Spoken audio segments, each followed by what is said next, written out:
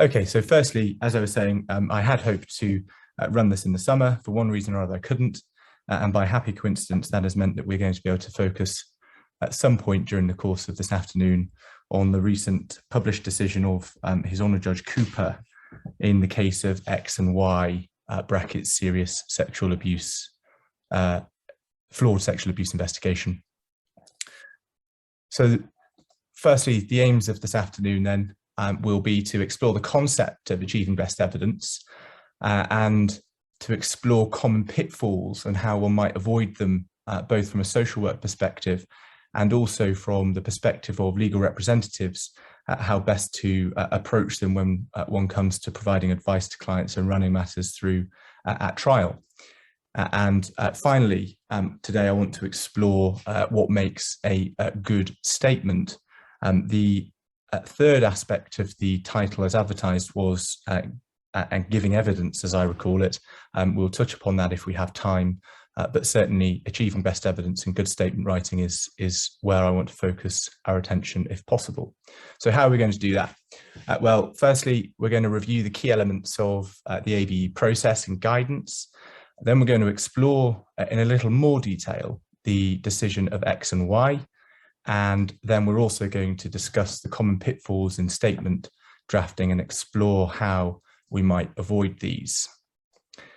The outcomes, hopefully by the end of this session, we'll all have a bit of a clearer understanding of the importance of the ABE guidance, understand that achieving best evidence should operate beyond just police interviews, which is a common pitfall from the experience that I've had thus far at the bar, and gain an understanding by looking at X and Y, just how seriously devastating failing to apply the ABE guidance can be on child protection cases. And then hopefully we'll all develop statement drafting technique moving forwards. There is the chat function, which everybody has been, or some people have been commenting on already. I will try and keep an eye on it, but at the end of this afternoon's webinar, I will have time for 20 so minutes worth of questions. So if people want to hold on to them until the end, that's absolutely fine. But equally, if you want to put them in the chat, I'll try and answer them if I can as we go along. If I don't, then please don't think me being rude. It will just be easier for me at the end. I should also say that the webinar is being recorded and everybody will be sent a copy of the recording at the end. So feel free to save your hands from writing and you'll be able to go back through at your leisure, and also a copy of the slides will also be sent along. So firstly, before we go on to discuss ABE, just a very brief introduction of myself. My name's Ashley Lord. I'm a barrister practicing at Spire Barristers in Leeds. I am now 3 years post my pupillage with a specialist practice in child protection, particularly in care proceedings.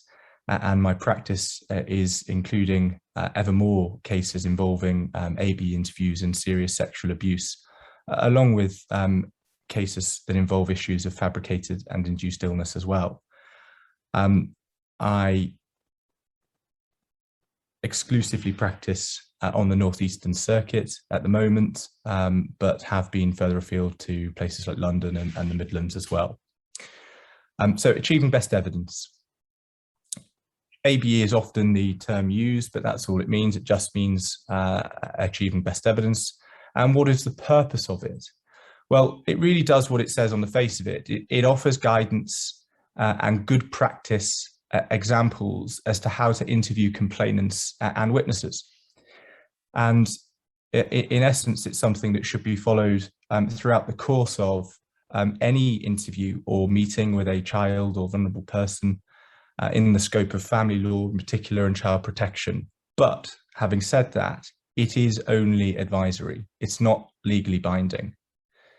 Equally though, departing from the guidance, which does set out very good practice, will require careful justification.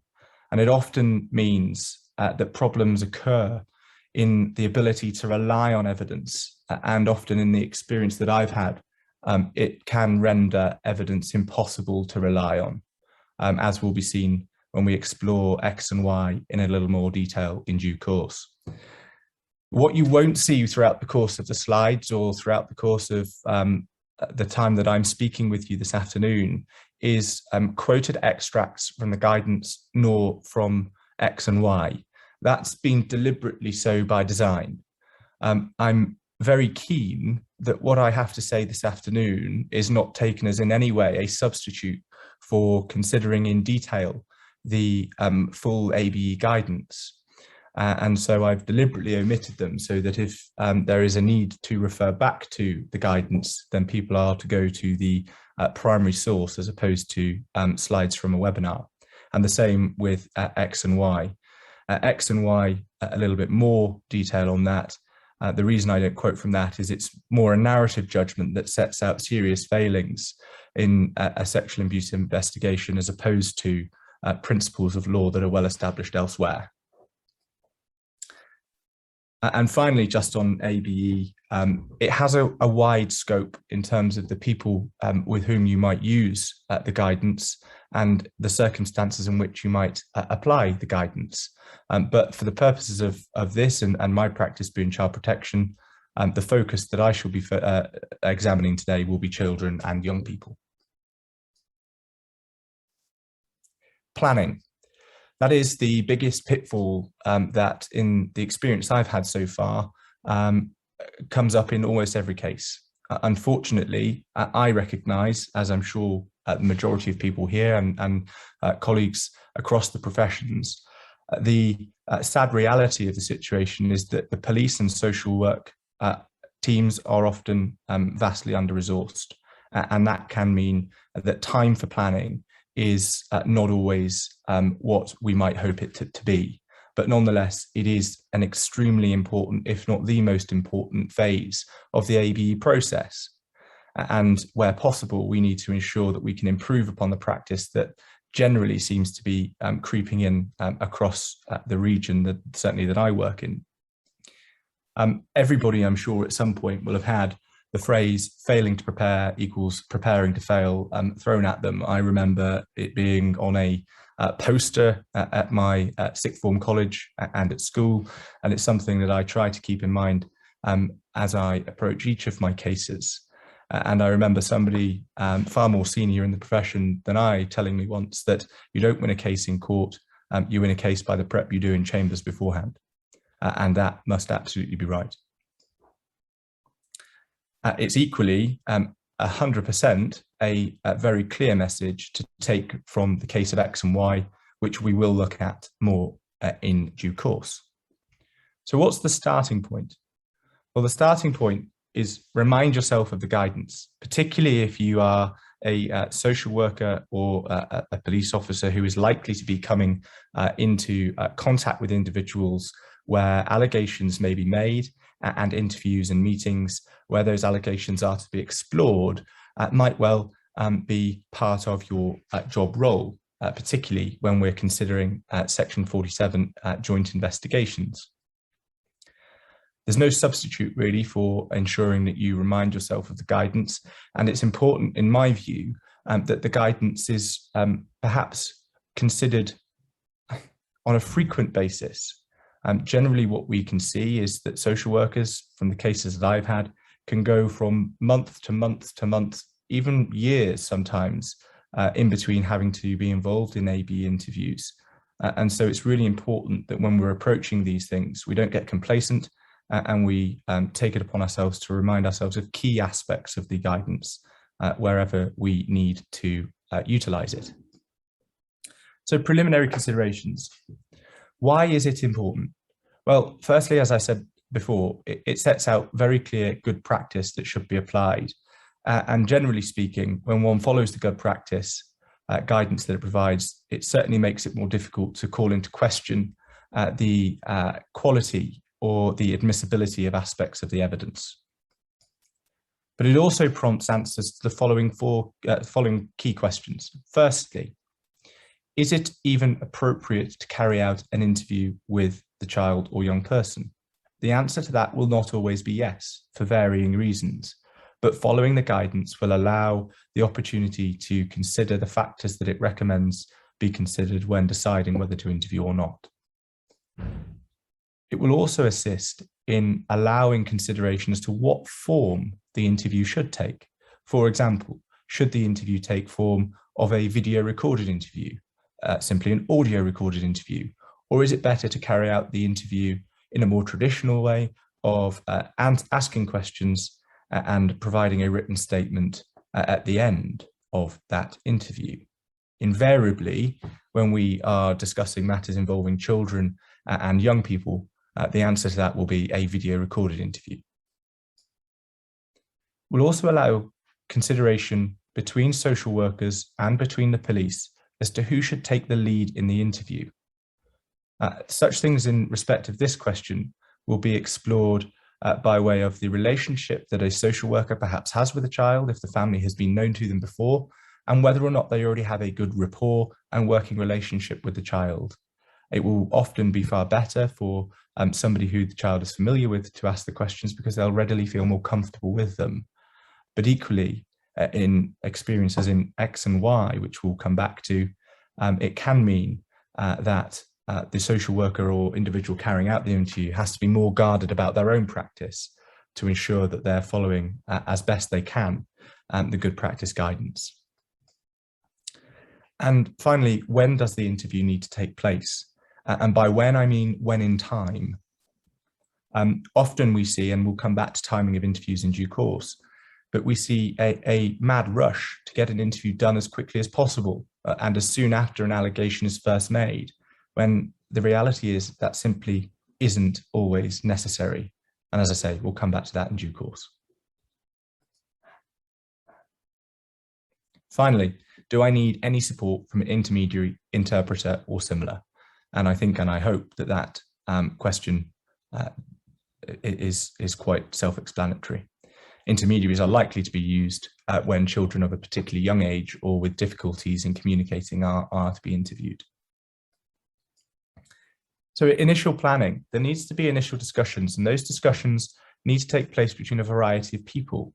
They'll need to take place depending on the nature of the allegation, with social workers, with police officers, potentially, depending on who the allegation is made against, with the carers who are looking after these children, possibly the school.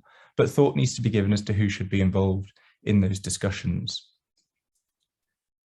The first discussions that are had with a young person or child who's made an allegation should be brief, and this is specifically set out in the guidance. There are 4 things that need to be covered. Firstly, a headline of what is alleged. So anybody picking up the case in due course will know precisely what it is that they are concerned with. Second, who's been involved?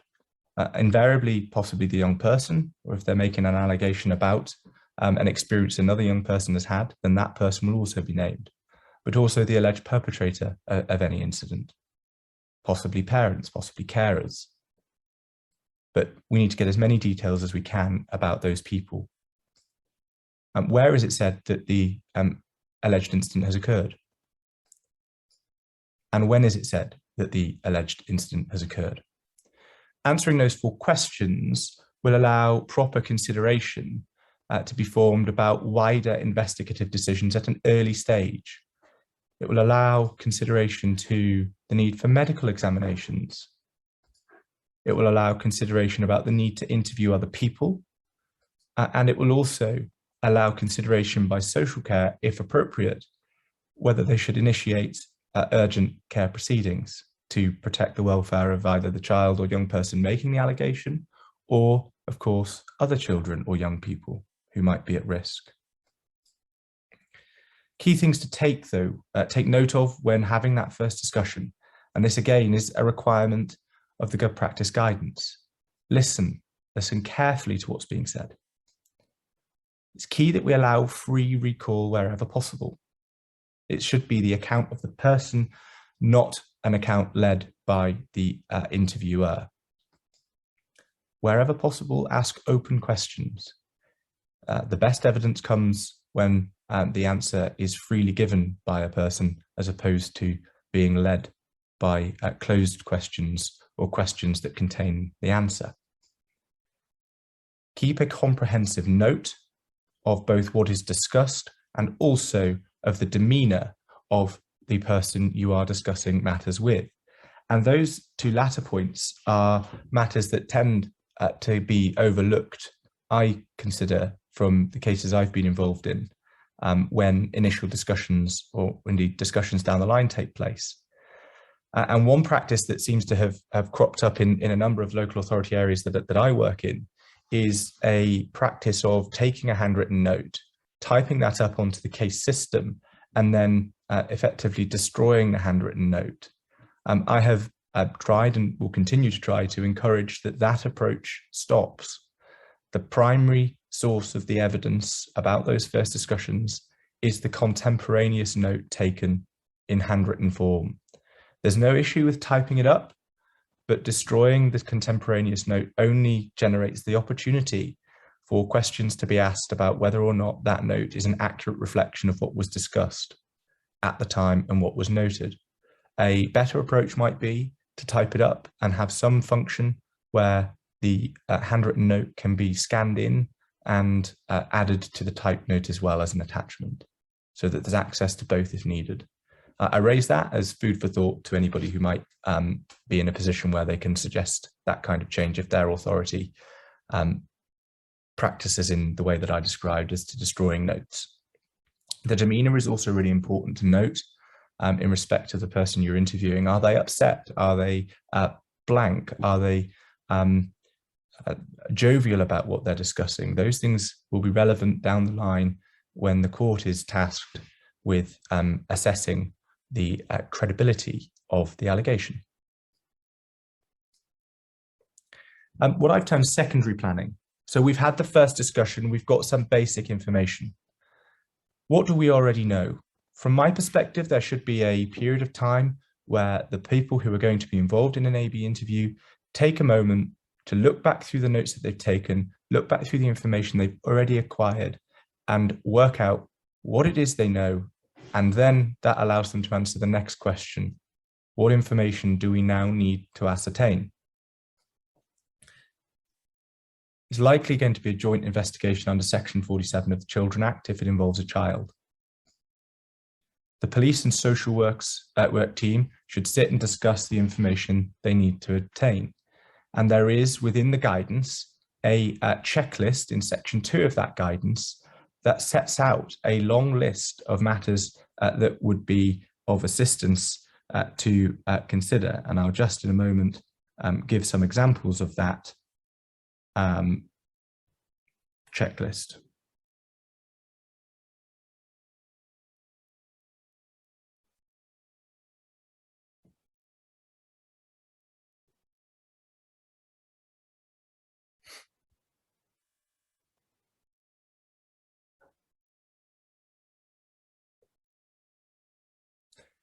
Factors such as the child's age, religion, gender, sexuality, preferred name, cognitive abilities, linguistic abilities, the likely impact that recalling the traumatic events might have upon the child or young person, the nature of the relationship between the child and the person whom they're making allegations about.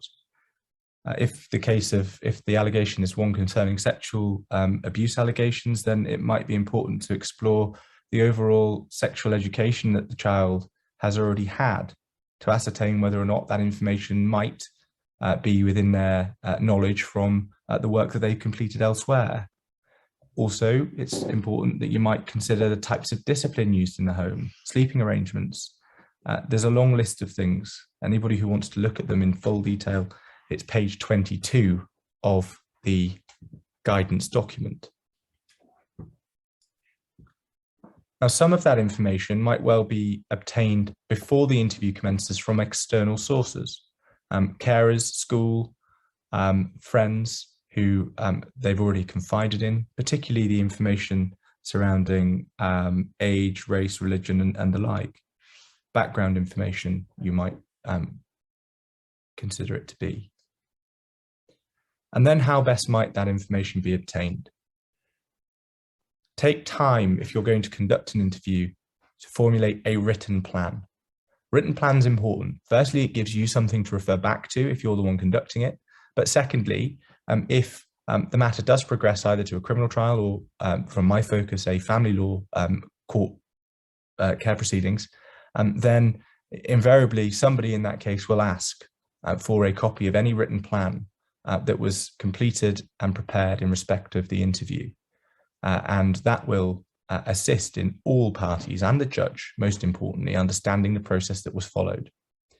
That plan should include objectives, the techniques that are likely to be used, and there are tips and guidance within the course of the ABE document that should be looked at, the method that will be followed, so video, audio, however it may well be. It will also confirm the discussions and considerations that have been given to who is to carry out the interview. Will it be a social worker or will it be a police officer? Think about the location of the interview and also the timing of it and how long the interview will last. Specific reference in the guidance to making sure that interviews don't last too long, particularly with younger people, because the more they become fatigued, the less readily and helpfully they engage in the interview process. But that plan is important. As I said, it gives you an opportunity to refer back to it throughout the course of your interview. And also it gives lawyers the opportunity and judges the opportunity of considering it carefully when analysing the quality of the ABE interview and also what reliance can be placed on it.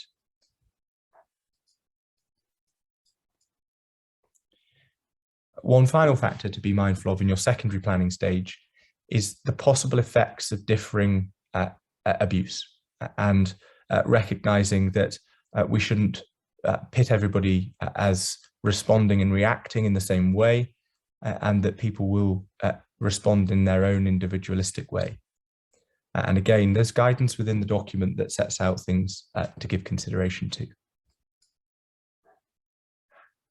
The timing of the interview. I said a few moments ago that in cases that I've come across, there can tend to be a determination that we must get the interview done as quickly as possible. For example, in X and Y, the allegation came about one day and the interview took place the following afternoon, and the first discussion having taken place on the morning of the interview. And that didn't allow, as will become apparent, for any planning to take place, let alone any meaningful planning. And that, in the case of X and Y, is really where the wheels fell off. Interviews don't have to be conducted immediately. Take the time to plan it carefully. And lawyers who are picking up on cases, either because they represent parents or alleged perpetrators, or because they represent local authorities or children, need to be equally mindful about the timing of the interview when it comes to their preparation, because it may well give a good insight into the level of thought and consideration that was given to the interview before it was undertaken. And that can often generate concerns or reassurances that the process was either wasn't followed properly, or was followed in a good enough way. Now, sometimes it comes to me by way of question that from a care proceedings perspective, there can be a degree of urgency in carrying out the initial interview. And to some extent, I can agree with that.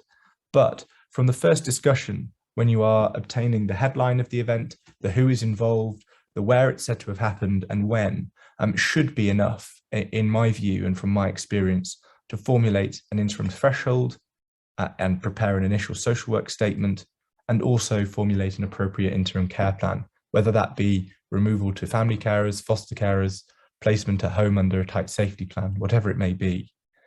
That information can usually be sufficiently obtained from that first discussion, at least to generate a holding position pending proper and full investigation. So in my view, it should not be the case that we are readily concerned with rushing through to an ABE interview on the basis that we then want to rely upon that immediately to justify bringing care proceedings. From my perspective, that simply is not necessary. There are other methods of obtaining that evidence without jeopardizing the quality of what will follow by way of ABE. And the interview itself then. There are 4 key components to a successful ABE interview when one considers the guidance. Firstly, the rapport stage. Secondly, the free narrative stage. And thirdly, the questioning. And finally, closure. And we'll look at each in turn now. So firstly, dealing with rapport.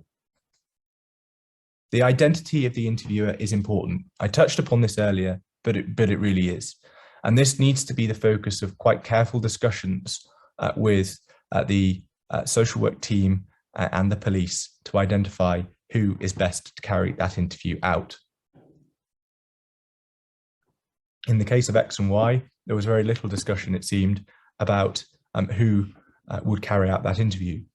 In that case, the interviews were carried out, as you'll see from the judgment, by the social worker, who it turned out had very little experience in carrying out investigations of this nature. And really, it's not just about establishing who has a particularly good rapport with the child or who is likely to develop that rapport. You also need to give careful consideration, both as practitioners who might carry out the interviews, as to, firstly, the level of experience and training the person who you propose carry out the interview has, but also secondly, the confidence that they have in carrying out the interview in relation to the degree of complexity that the allegation might bring about. It's really important that the right person does the interview. In relation to rapport, the interview should usually start with brief introductions. Who are you? What's your role? Explore the understanding of the young person about what your role is.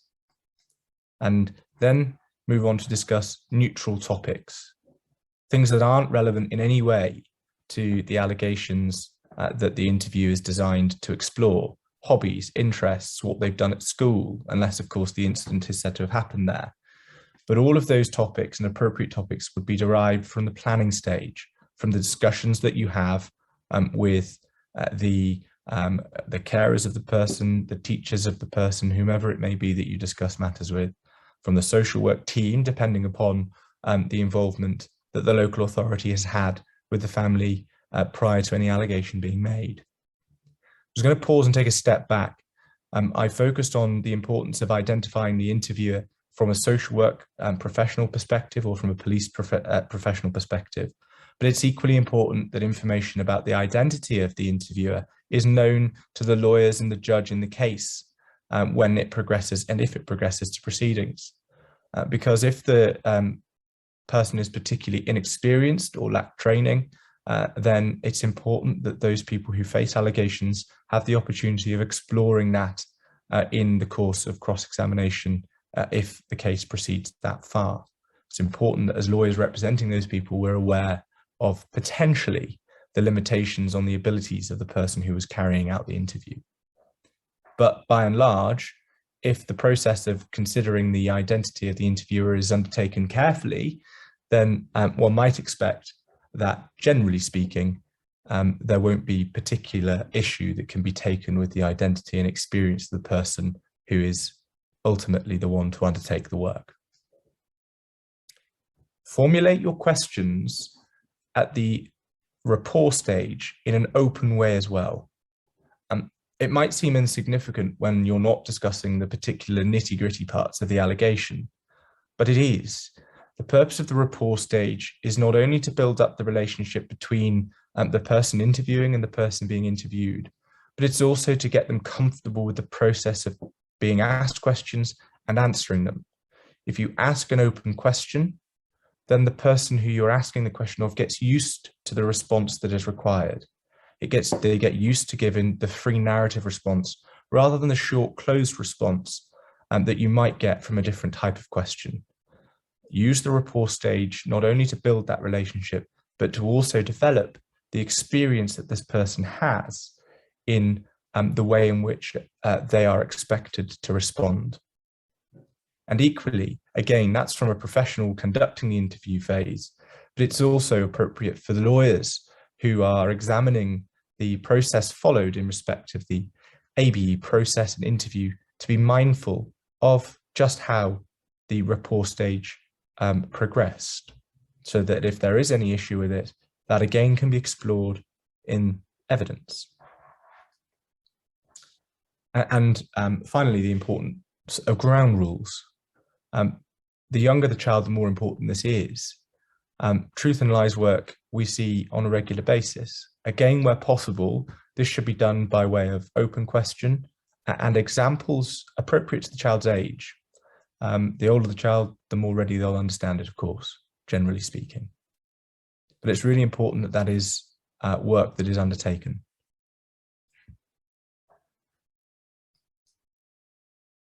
Keep it short. The rapport stage doesn't need to be extremely lengthy in duration. It just needs to be as long as it needs to be to cover the building up of that relationship and settling the person into the interview. And bear in mind the guidance about long interviews because of the fatigue that causes to the young person. And the longer your rapport stage, the more quickly they're going to become fatigued when you get to the important section of the exploring the allegation itself. Free narrative is the next phase of the interview process. And this is extremely crucial, arguably the most crucial phase of the interview, because it's the opportunity for the interviewee to give their free account. And it's important that it is a free account. You'll recall from a few slides back that I had detailed a process that should be followed during the initial discussion. And that was to listen, to take a comprehensive note, and various other matters. Those apply in equal measure to the free narrative stage of the interview. Try not to interrupt where possible. Information volunteered by the interviewee is almost always better than information drawn out. There can be no question, we'll all have seen it in cases we've been involved in, that some of the information that we are given when we ask a question is not always completely relevant. That's fine. There will be information within that free narrative that is relevant, and it's important that we allow that to come through naturally, and we can then, in the questioning phase, which we'll come on to in due course, explore that in a little bit more detail. But it's really important that the initial evidence, the initial point that you need to then explore more, comes from the person freely. If you lead it, it's likely to be offered very little weight when it comes to proceedings. And those are three factors which I touched upon a moment. Listen, sustain, and facilitate. Listen carefully, try and keep it going, and approach the interview in a way that facilitates that free narrative continuing.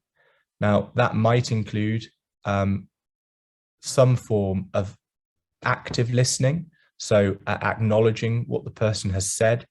If they say, and I didn't like that, you might, if they pause, say, okay, so you didn't like that, which might prompt them into giving some more information without you leading any particular incident that has come about. And that's a specific example provided for in the guidance.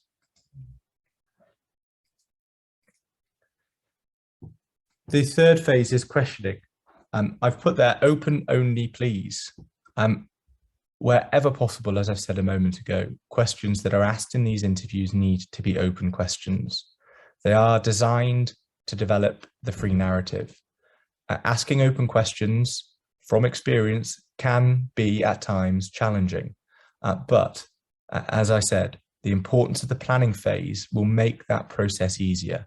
Once you've considered carefully what you need to discuss and how you're going to do it, it will become again, from experience, far easier to get that information by means of open questions. It's not always possible, and the guidance sets out effectively an order of the type of questions that should be asked. Open are considered the best, and then we go into the questions that you should generally avoid unless you've got no choice. Leading is the bottom of the pack, don't go near those. Closed questions are generally okay if there's no alternative, but they need to be specific closed questions. And then forced choice questions should be avoided. An example of that in the guidance is, would you like tea or coffee? Well, the answer might well be, actually, I'd like some water or something different. But an adult might feel comfortable in saying a different answer, but a young child might not. And there's also suggestions within the guidance to avoid asking a forced choice question that results in a young person or child saying no, and then following that up with a leading or specific closed question.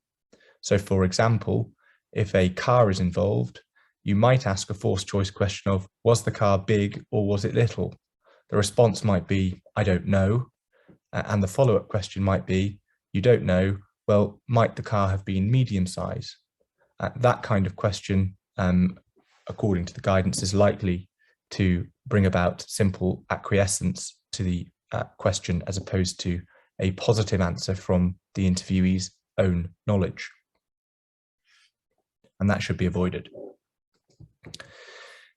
Your interview plan that we discussed a little earlier will identify the topic areas to cover. And if your initial discussion has been good enough, then you will be able to identify very carefully the issues that you need to explore within the course of your interview.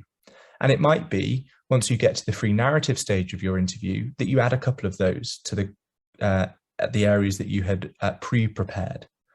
And that's fine. It's about reacting as well as having a plan to get through the basics of what you need before you go in. But it's equally important that this is documented clearly in the course of your plan, so that two things can happen. Firstly, so that lawyers and the judge looking at the case later down the line can see that careful consideration was given to how to approach the interview, but also it can be used by those individuals to ensure that the process that was intended to be followed, the process that was planned, was in fact the process that was followed. There's no point in having a plan if then you completely ignore it. With children, young people, it's crucially important that you ask one question at a time. That I think is good practice for anybody, particularly lawyers, and I know sometimes I'm guilty of not doing it, but it is important within the context of these interviews that happens almost exclusively. And the reason for that should be obvious, but asking one question at a time means that the person answering the question is only thinking about one thing at a time, and their answer can only be to one aspect of the question. If you ask a question that has three elements to it, and the answer by reply is simply yes, then you then have to follow that up with questions to try and unpick what it was they were saying yes to, which can often cause confusion. This is a really big part of the considerations that the judge was critical of in X and Y, and that is positive affirmation. There shouldn't be reassurance that somebody's doing well, that somebody's doing a good job. Particularly, there shouldn't be a negative affirmation. We need to remain as neutral as we can. And the purpose of that is so that we avoid the individual thinking we are either receiving the information that we want to hear, or the information they are giving us is not the information we want to hear. Ultimately, the reality is we want to know what they've got to tell us. We shouldn't have any kind of agenda when we're going into the interview. And by agenda, I mean any desire to find out information that means something has definitely happened. It's about getting what they tell us and forming a view afterwards. Closure. Recapitulate, neutral topics, natural end. Three things to keep in mind. Recapitulating might not always be appropriate, but it might well be in some cases. And what I mean by that is simply summarizing what it is you have understood the evidence of the person to be. And it's really important, if this technique is used, that the person you are recapping to is told very clearly that if anything you say is wrong, then they must tell you. They must correct it. That's really important. It's a specific requirement of the guidance if that technique is to be used. It's helpful because it means that you are able to understand and assess whether or not you have understood the evidence correctly, but it also sometimes prompts the individual being interviewed to give further evidence on something, to expand upon something a little bit more, and generates that further free narrative that we really want to be seeing within the course of these interviews. The neutral topics is helpful to bring the interview to a natural end. Go back to the hobbies and interests that you discussed during the course of your rapport stage to take the focus off what you've been speaking about in terms of the allegation, and it leads nicely and neatly into bringing the interview to a natural conclusion.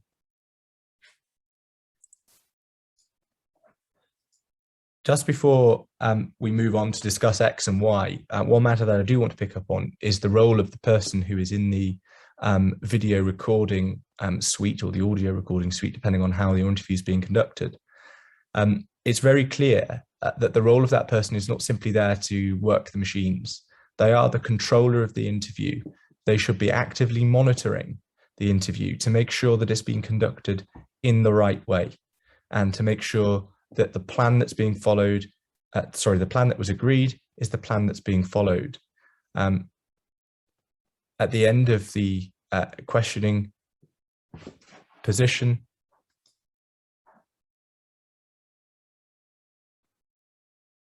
Donna, I've seen your question in the chat function. It's 2 till 4. We're nearly at the end of the ABE process, probably another 10 minutes on that. And then I'm going to pause then to take some questions on ABE before going on to the statement writing section, so that anybody who has questions on that can ask them then, and if they need to leave to get to other matters, then they can if they don't want to stay for the rest. Hope that helps. No problem. Okay, so as I was saying, the person who is in the control room, the recording room, has a very important role. And what should happen in good practice terms when the interview is coming to its end is there should be the opportunity of pausing. The person who has carried out the questioning should be able to go into the other room and have a conversation with the controller to ensure that both people involved in that interview are happy that everything that needs to be covered has been covered, and whether there's anything that's arisen out of the free narrative can be explored in a little more detail. And again, a brief plan can be agreed as to how to go about that. So just touching then on X and Y, and this really is where we come into the section of the aims that I had set out at the beginning of understanding just how devastating a poor and flawed investigative process can occur and can cause serious problems with the success or process that's followed within the child protection proceedings. The background to the case involved a teenage individual who made allegations of sexual harm against their father to a member of staff at the gymnastics club at which they attended, along with their good friend at the time. And really, if we're honest with ourselves, and when you read the judgment in due course, you'll see the problems really came about immediately. The individuals who were in charge of the gymnastics club were criticised by the court in the case for their lack of process for dealing with allegations of this nature and the severity of them. And effectively, the approach that the judge considered they took was they passed the information on, and that was the end of it for them, when in fact it really should not have been. The allegations, as I indicated earlier, came about on one particular day. They came about of an evening. The alleged perpetrator was arrested in the early hours, and a social worker went out to see the individual who had made the allegations first thing the morning after they had been made. And there was regrettably a very lengthy and detailed discussion between the social worker, a police officer, and the individual who made the allegations. The length, duration, and detail of that discussion was completely contrary to the guidance provided for in the Achieving Best Evidence process. And what became readily apparent when the evidence came out at the finding of fact hearing was, very sadly, the court was not satisfied at all that the social worker had refreshed their memory of the ABE guidance. And if they had, then they certainly had not applied it in any way at all. And that, I'm afraid to say, was really where the formal process of interviewing brought about the inevitable outcome that the court was going to be faced with great difficulty in making any form of objective decision about whether or not this particular individual had been abused in the way that they had alleged. What sadly followed was, the very same afternoon, a very lengthy Achieving Best Evidence interview took place at the police station. The problem with the timing of that interview was twofold. Firstly, there was no need for the interview to take place as quickly as it did. And secondly, given the proximity to the discussion that had taken place with the young person that morning, there had been no time at all for there to have been any considerations to planning, let alone any adequate planning about the approach that would be taken at the interview. There was no written plan, there was no written record of discussions, and the evidence in that about this incident had been that there had been a brief discussion about the approach to be taken on the way to the interview. That, again, as we've discussed, completely contrary to the guidance in pretty much every way possible. I said there were two. There were, in fact, three issues. The third issue was the proximity of the interview to the discussion that had taken place earlier that morning. There had already been a lengthy discussion, and in essence, one might have considered the afternoon interview to simply be the performance of the rehearsal that had gone before, and that was of particular concern to the court in X and Y. Ultimately, the proceedings in X and Y lasted for far too long. They were issued in 2019, and they legitimately did not conclude until May of this year. And that, sadly, is far too long.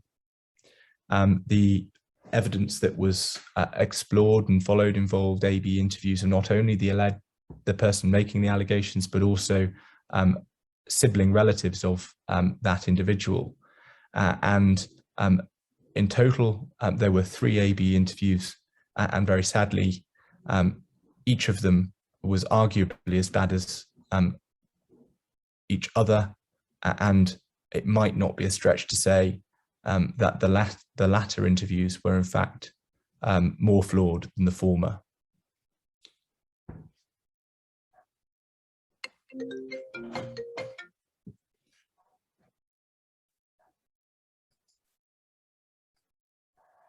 The investigation in that case had been led by the social worker, and the social worker had carried out the interviews.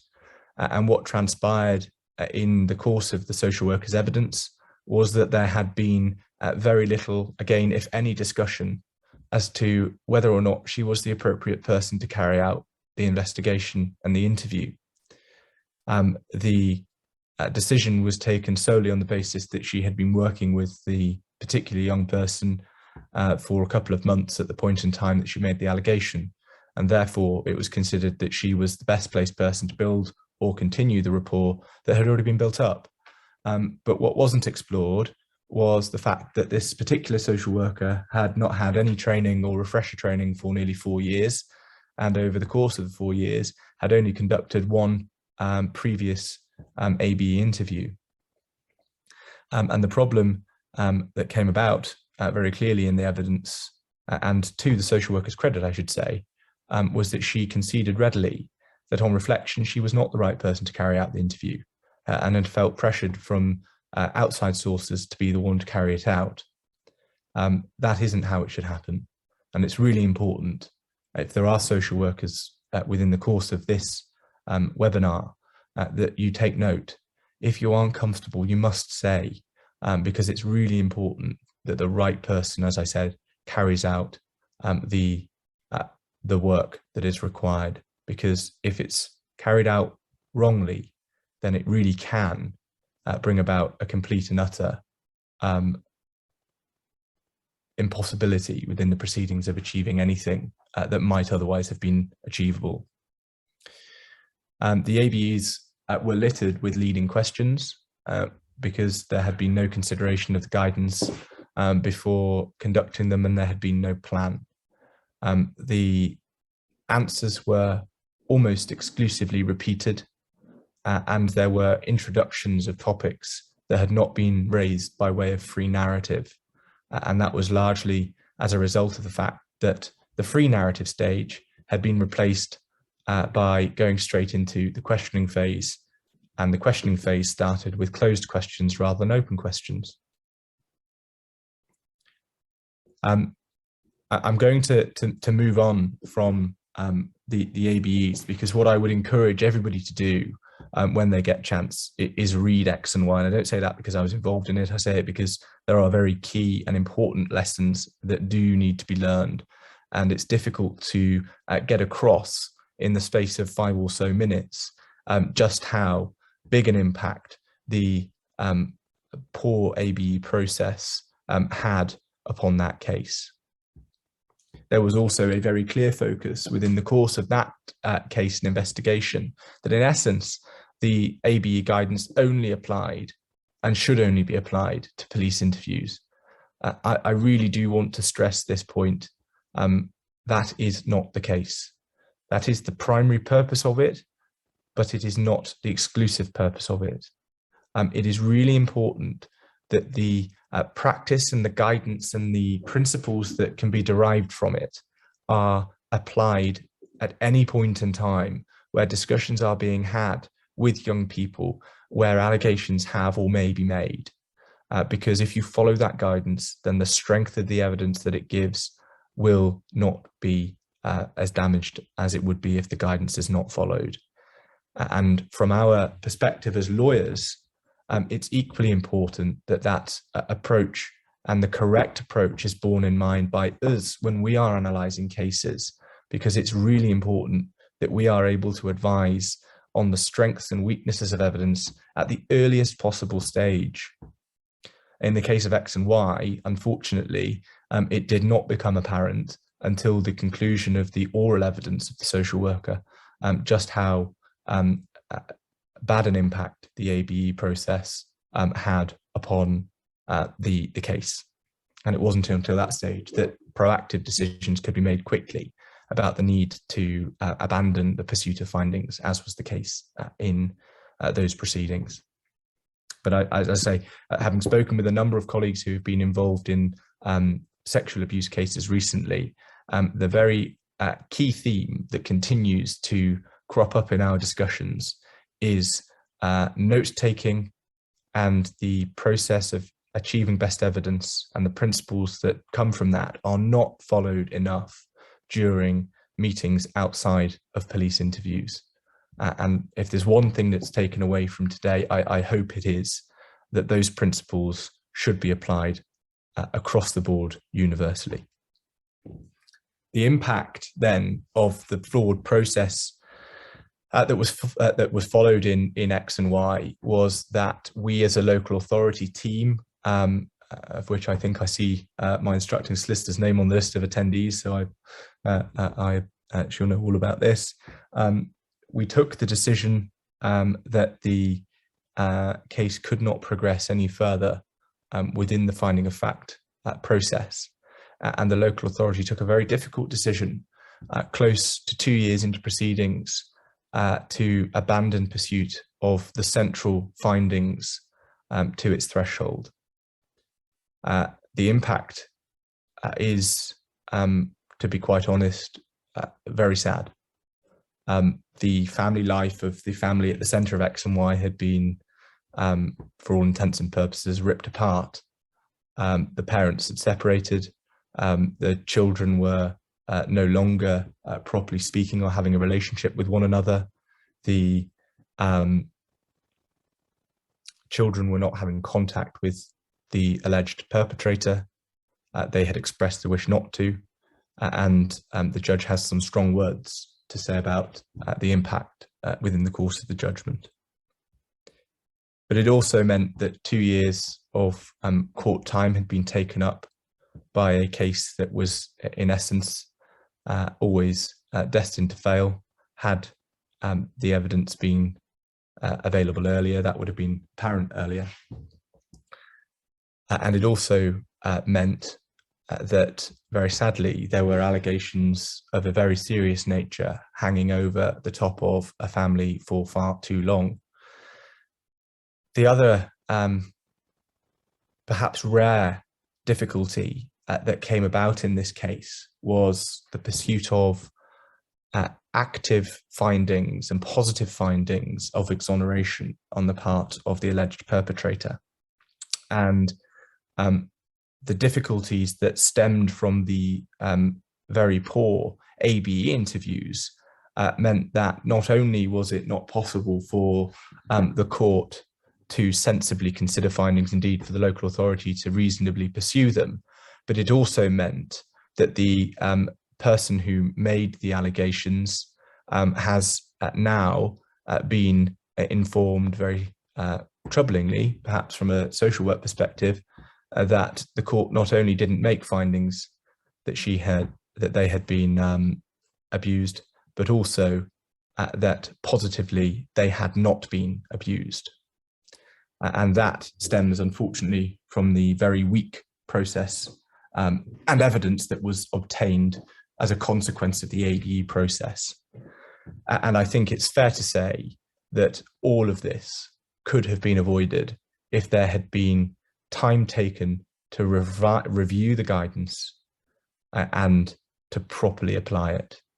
And as I say, I really do urge, when you have the time, to read X and Y, because it is a very good example of precisely how not to do it and precisely the impact that it can have on families and cases when it is done badly. The other very helpful aspect of X and Y is at the end of the judgment, His Honour has helpfully authorised an anonymised schedule of the breaches of the ABE guidance. So you will be able to consider the practical impact when looking over that schedule of exactly what it was that was identified as a problem within the course of those interviews. So the lessons that can be learned from X and Y are wide-ranging, but the key ones for me are that ABE guidance is crucially relevant beyond just police interviews. Read it, be mindful of it, and apply it, whether you're a social worker or whether you're a lawyer advising on findings to be sought or findings to be defended. Detailed and accurate note-taking during all discussions with children or potential witnesses is essential, and be sure to use the guidance and the checklist in particular of how to successfully approach those discussions and note-taking. The strength of the evidence can be severely weakened long before a police interview takes place, which is why I stress again the importance of the guidance and principles applying beyond the doors of the police interview room. Plan your meetings and interviews with care. There is no need to rush, which is the next bullet point. As I indicated earlier, generally speaking, your initial discussion when the allegation is first made will allow enough information to be before a court, if needed, that decisions about child protection can properly and sensibly be made.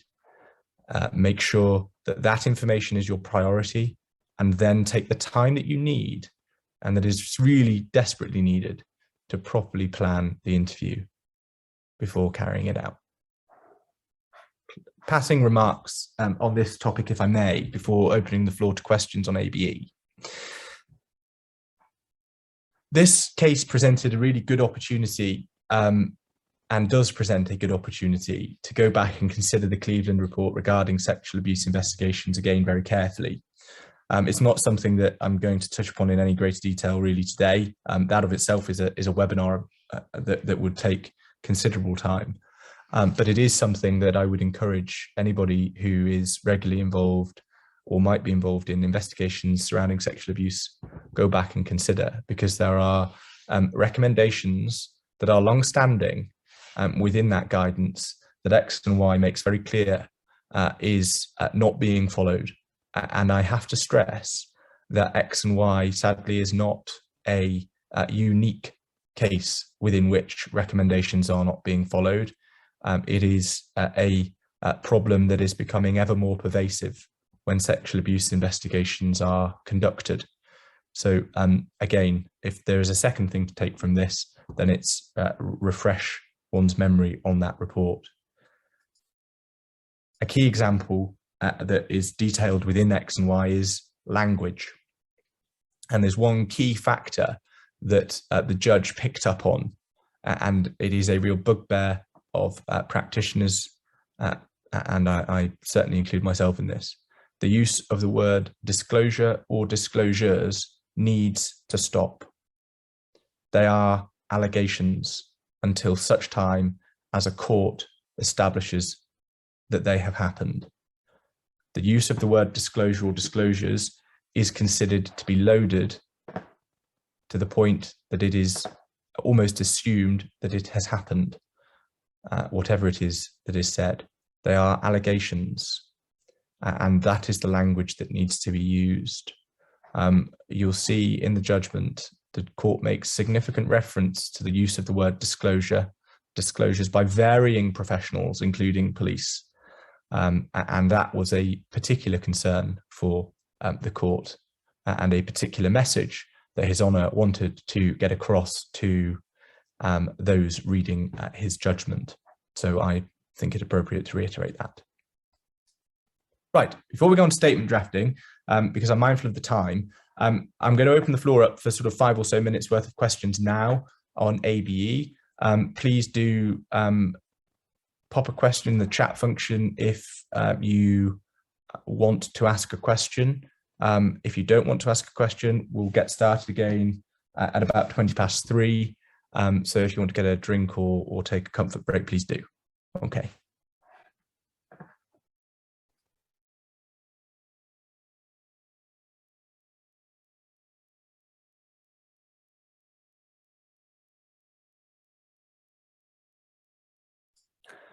Yes, I do have the link to X and Y. Martin, what I will do is I will send it out, or I'll have my chamber send it out with the recording of this webinar that will come out to you shortly after we finish today. It'll either be today or early next week.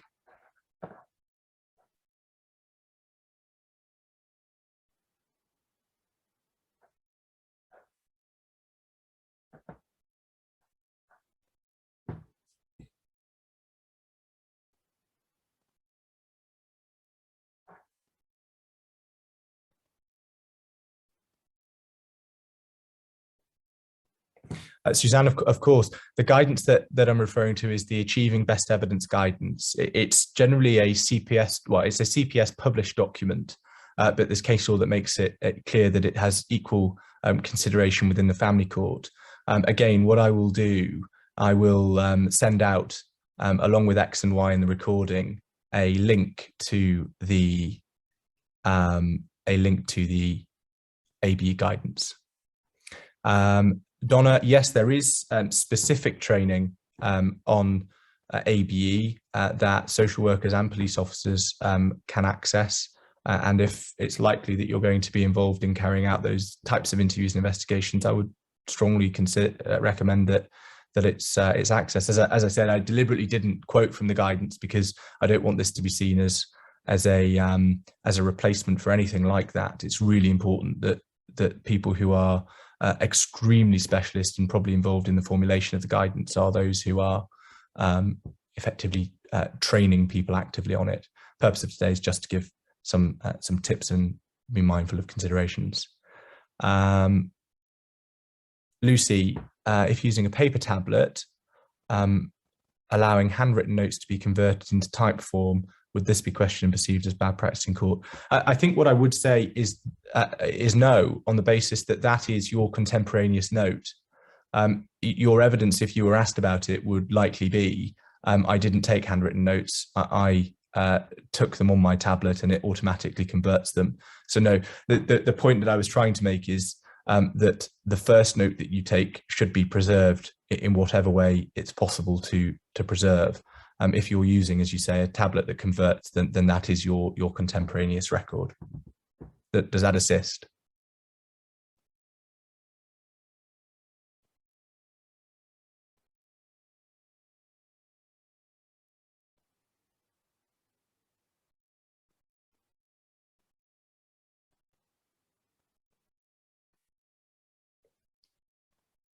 Yeah, I mean, I'll happily confess, Lucy, I made the move to working exclusively electronically, conveniently just before COVID. But yeah, no, I fully appreciate that. And as I say, if that is the form that you are taking your contemporaneous note in, then no, from my perspective and in my view, that there could be no proper criticism of you, and it shouldn't be considered bad practice.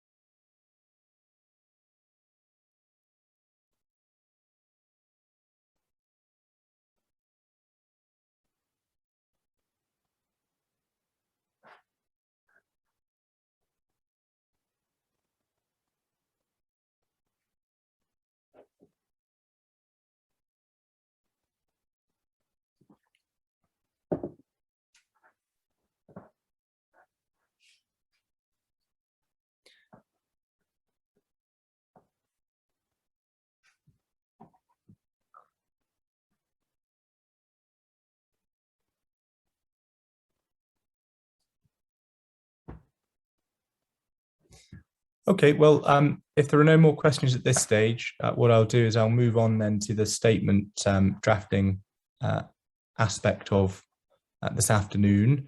We probably won't spend as much time on that as we did on ABE. And again, at the end of this section, I'll open the floor up again to questions. And those questions are obviously not limited to statement drafting. If somebody thinks of something about ABEs, then please ask. So statement drafting, it's something that happens regularly. We're all, I suspect, involved in it in some way, shape or form. And I do want to stress that the purpose of this is not to have a go.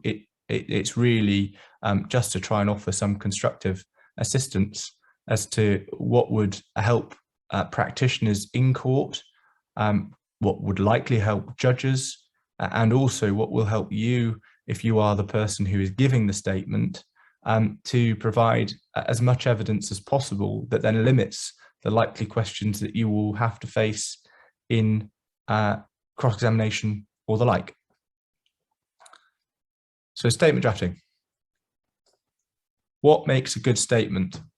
This was something that was said to me, and I'm sure we've probably all heard similar acronyms, if not the same, across the time that we were in education, whether that's by way of university, essay writing, or exams, but P all over it. We'll start firstly with P, not to teach people to suck eggs, but point. What's the point that you're trying to get across within the particular section of the statement that you're drafting? Don't just start writing. Think carefully about what it is that you want to get across to the person who's reading it. And once we've gone through this particular descriptive part of the webinar, I'll move on to give what I consider to be a bad example and then a good example to try and give some practical context. And I should say that the example is one I have written, not one I've stolen from a case. Of course, the point might be, if you are a social worker preparing a social work statement, that you want to, as a result of something that's happened throughout the course of the case, look to reduce interim contact arrangements. And for the ease of practical application, that is what my examples within the discussion will focus on, but certainly the principle should be taken to apply more widely. So the first E for me is example. So the point that you might want to make is, I want to reduce interim contact, and the example section would be effectively to set out a particular example of why you say that's needed. So again, we'll come back to that in due course, but it might well be, for example, a suggestion of inappropriate behavior on the part of a parent, or it might be worrying presentation of a child before, during, and or after contact. But you need to be sure to set out the full details of incidents that cause you to seek to change the contact arrangements using that as an example. Full details includes specifics, I should stress, and this is really what I often see when I pick up statements where I'm of the view that more information could be given. What I'm often given is an example within a statement, but given next to no information about it other than the headline. And that brings usually more questions than it answers, which from somebody who might have to give evidence if you're a social worker is something that I'm sure you'd all want to avoid. So if you approach things in this way, then I would anticipate that the number of questions that you are asked will reduce. Firstly, you've identified the headline of the incident. Who was involved? If it's parents or parent, be specific as to which one. If a professional is involved, give their names, give the role that they have within the course of either the local authority or within the course of the proceedings more widely. What I do make clear is if the information comes from a foster carer, then I take no issue at all when I pick up statements where simply the foster carer has reported that is referred to. I understand completely the need in some cases for their names to be kept out of statements. If the child, or if there's children, or if there's more than one, then just be specific as to which child it is. You would be amazed at how many cases come across my desk where there are maybe 3 or 4 children and there is an issue raised about one child and there is no detail as to which one of the children the concerns relate to. Next, what happened? Give the account of what is said to have occurred.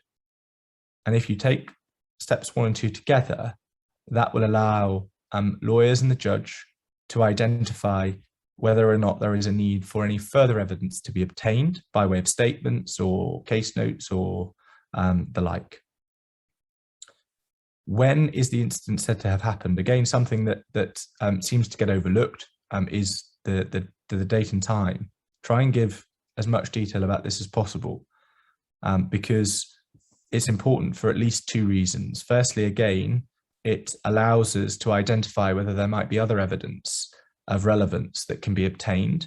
And it also allows for a chronology surrounding the incident to be built if it's required.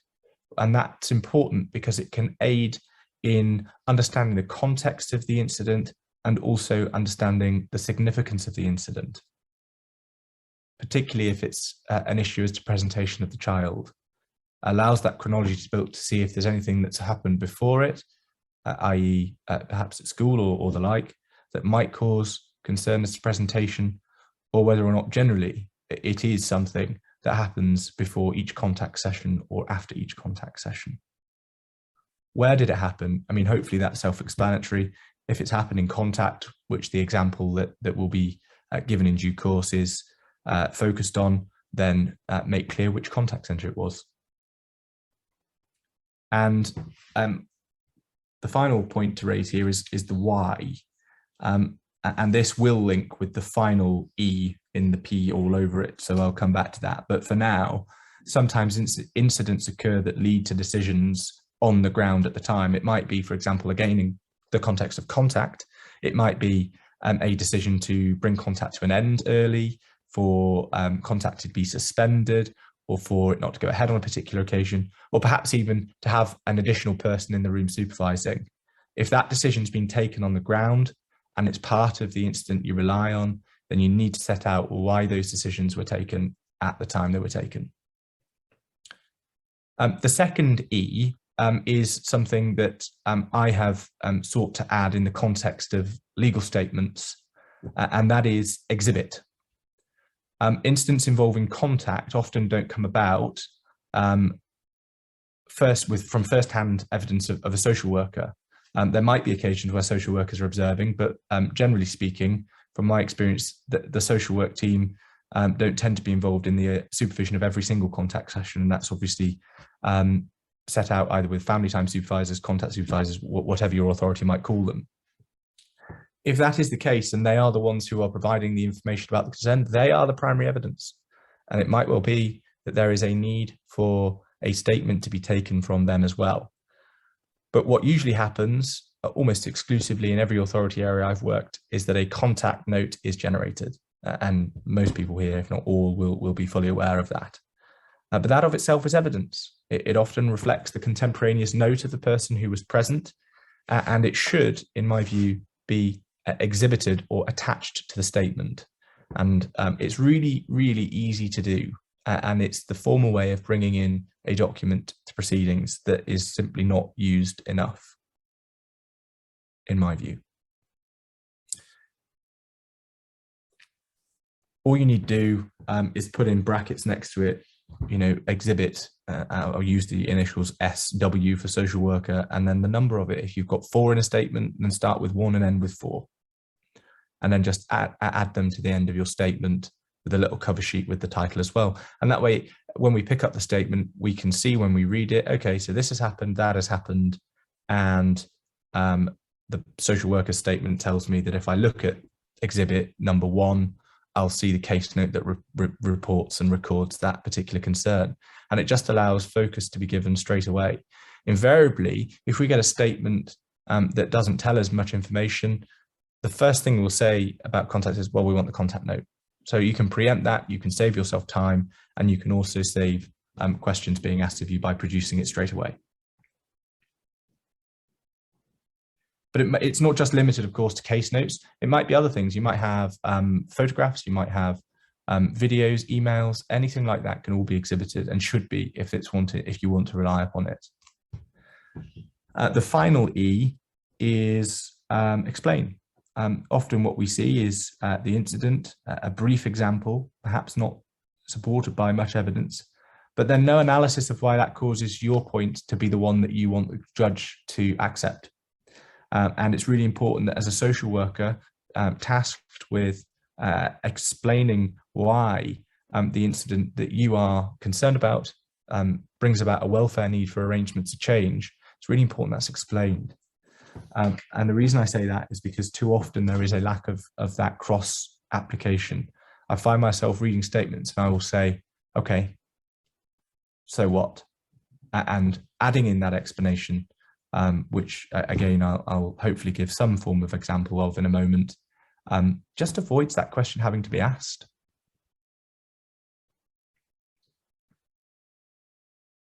So just to recap, make your point, provide the examples of the incidents you rely on, exhibit any evidence, and explain why it supports your position. So a bad example, and it might seem that the example that's about to pop up on the screen is a little bit dramatic. It generally, well, it is, but it's also unfortunately things, and perhaps a similar example to that which I know myself and colleagues have come across before. And that is simply a single sentence that says something along this lines. Mr. Smith was appeared, scrap the was, but Mr. Smith appeared under the influence of alcohol and caused an injury to Jimmy. The local authority considers his contact should be reduced. That tells me the point and it tells me the outcome, but it doesn't tell me particularly anything about the incident itself. It doesn't give me any explanations to the circumstances behind what's happened. It doesn't give me any time frame within which it's happened, all of which could be relevant to the considerations the court has to give if the parent opposes the reduction. So a good example. Firstly, what I should stress is I'm not seeking to encourage that statements are extremely lengthy. I don't want that at all. Nobody wants that.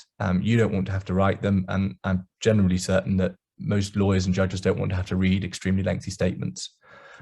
But enough detail to make the point is what is needed. And 2 or 3 well-evidenced points are often better than 5 or 6 that are not particularly well evidenced. So the starting point, what's the point you're trying to make? The good example is the local authority seeks to reduce the contact with Jimmy from 3 sessions to 1 session. That's the point that you're trying to move the judge to accept. Let's have a bit more detail. On the 1st of October, Mr. Smith attended contact at Leeds City Centre Children's Centre. We've already got more information than we did in the first example. We now know when it happened, we know where it happened. We also now know what time it happened because it was at 10 o'clock, or just after 10 o'clock. We know he was greeted by Joe at the front desk, which means that if there's a need to, we can explore with him whether or not there was any particular concern about presentation of Mr. Smith when he arrived. The contact was then supervised in a separate room by Jane, and that gives us the evidence of who was involved in the contact and where it was in the building. There's going to be a note, we discussed that already. And so the next point is to say it's exhibited to the statement. So you can read it for yourselves, judge or lawyers. Then we have the very clear information as to what it was that happened. Within contact around 10:15, showing concern that he appeared under the influence. She reports a number of things. He looked dishevelled, eyes were glazed, slurring his words, and when he spoke, his breath smelled of alcohol. That provides a clear evidential basis for a concern on Jane's part. It's not just a case of saying he appeared under the influence of alcohol. Because if that came into a statement, the first thing I'd be saying is, well, why did you form that view? What was it about him that caused you to form that view? I won't need to ask that question in the case of the second example because you've already given it. Then we have, whilst playing, Jimmy knocked a cup of water over on the table in the kitchen area. That gives a little bit more detail about the background to the incident, the context. Mr. Smith reacted in a very aggressive way by shouting at Jimmy. You've got the description of what he did and the specifics of what he did. Then it goes on to say he pushed him out of the way so he could clean up the water. When he pushed him out of the way, Jimmy fell off the chair he had been on, causing him to bang his head on the floor and develop a bruise.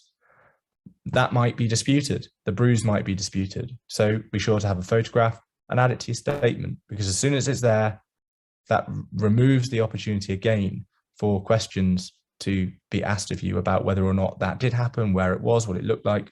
We'll be able to see it. And then we get to the explain point. This incident has caused real concerns about his safety. He has a history of alcohol, which will be seen from the wider papers. So you don't need to go into too much detail about that. And what appears to him attending contact under the influence of alcohol, he sustained physical harm. That explains why there's a particular concern now. And then you just set out exactly why it is you say the reasons for the reduction of contact and the point that you tried to make at the beginning should be accepted. So when we look at what we've got, we have very clearly the point that you're trying to make. Then you've got the background and context, a little bit more by way of specific information about exactly what happened and evidence in 2 different forms, both the contact note, which were recorded contemporaneously, and physical photographic evidence of the injury you allege was caused by it. That is both 2 very good pieces of evidential information that supports your position. You've gone further then just to explain precisely why it is those issues cause you to take the view that you do. And from my perspective, I'm not saying that every time you do that, your decision and analysis will be accepted, but I think it's fair to say that you would face far fewer questions about the particular specifics of an incident by approaching statement writing in that way. And in turn, I think that feeds into feeling more confident about evidence if you are required to give it, because you already know that you've got a solid foundation in writing for what you're saying. The addition of the exhibits also keeps your mind open to making sure that you are consistent in what you say.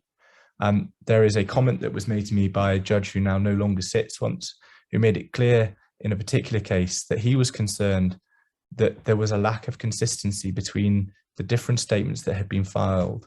And if you exhibit the primary evidence, you'll constantly be referring back to that, and you will avoid potentially the inconsistencies creeping in. But I hope, again, that wasn't designed to be critical or to teach people to suck eggs. But I hope that it's been of some assistance, just to give a little bit of a tip, particularly if you haven't drafted all that many statements, or you get dropped with statements at short notice, about how you might approach it.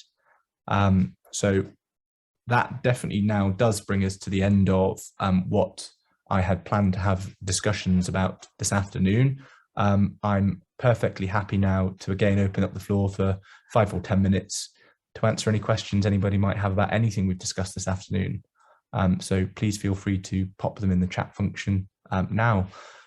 But equally, if you don't have any questions and you want to leave, please feel free to do so.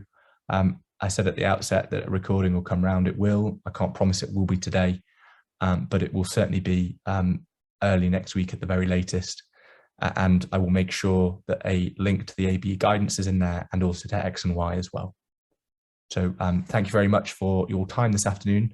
As I hope it's been of some use, and I'm available to answer any questions if anybody wants to ask them.